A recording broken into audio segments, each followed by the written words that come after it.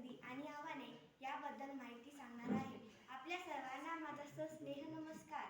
आज आपण अशा एका विषयावर चर्चा करण्यासाठी एकत्र जमलो आहोत, जो केवळ भारताच्या ऊर्जा क्षेत्राशी संबंधित नाही, तर आपल्या देशाच्या आर्थिक प्रगती, राष्ट्रीय सुरक्षे, पर्यावरणीय शाश्वतता आणि भावी पिढ्यांच्या भविष्याशी थेट जोडलेला आहे.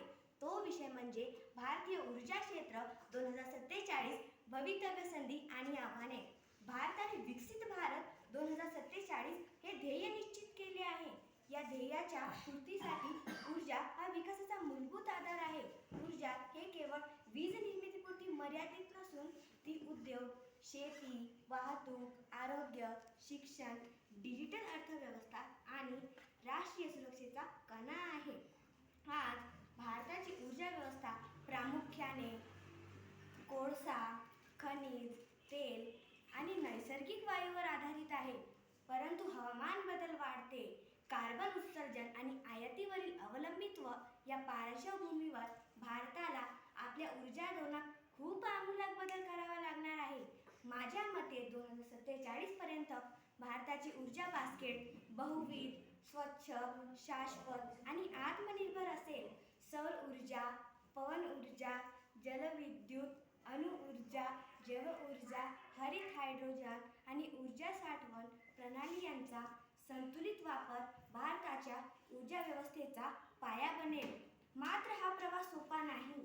सर्वात मोठे आव्हान म्हणजे वाढती ऊर्जेची मागणी. औद्योगिकरण, शहरीकरण व इलेक्ट्रिक वाहनांच्या वाढत्या वापरामुळे ऊर्जेची मागणी अनेक पटीने होते. दुसरे महत्त्वाचे आव्हान म्हणजे ऊर्जा आयातीवरील अवलंबित्व.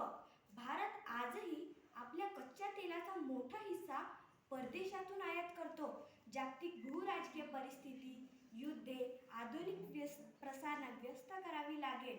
याशिवाय लिथियम, कोबाल्ट, निकेल, दुर्मिळ पृथ्वी धातूंसारख्या महत्त्वाच्या खनिजांचा सुरक्षित पुरवठा, प्रगत तंत्रज्ञानातील आत्मनिर्भरता, संशोधन विकासामध्ये सातत्यपूर्ण गुंतवणूक ही देखील मोठी आव्हाने आहेत. परंतु प्रत्येक आव्हानांमध्ये संधी दडलेली असते.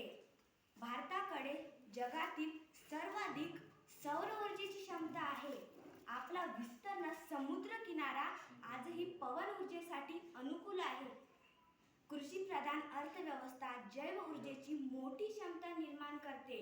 तसेच हरित हायड्रोजन क्षेत्रात भारताने नेतृत्व मिळवण्याची ऐतिहासिक संधी मिळवली आहे.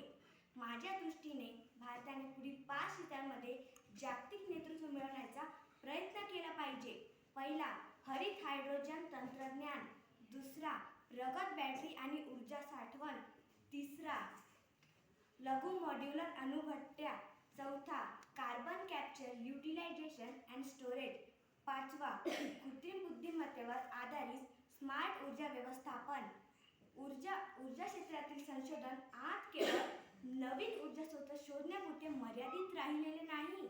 आज आपल्याला अधिक कार्यक्षम पदार्थ, उच्च क्षमतेच्या बॅटऱ्या, नवीन उत्प्रेरके, प्रगत सौर